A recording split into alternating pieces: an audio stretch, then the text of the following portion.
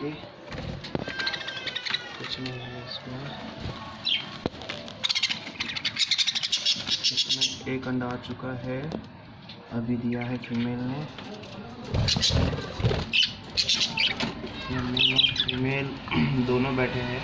ये इस महीने की ब्रीड बता रहा हूँ मैं आपको। इसमें कम से कम 4 से 5 अंडे हैं और मेल और फीमेल दोनों बैठे हैं। और ये एक और मटकी है, इसका रिज़ल्ट क्या है देखना पड़ेगा। इसमें भाइयों मेरे को दिख नहीं रहा है, आप देख के बताइए कितना क्या है।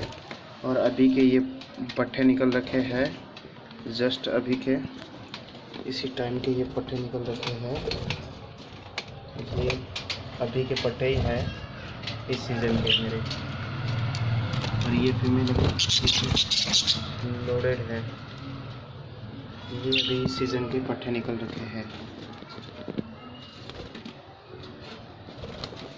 और खाने में मैं इनको अभी कैल्शियम के लिए नमक देता हूँ, ब्लैक नमक, समुद्री झाग और कंगनी दाना, चावल इनके लिए देता हूँ। देख लीजिए।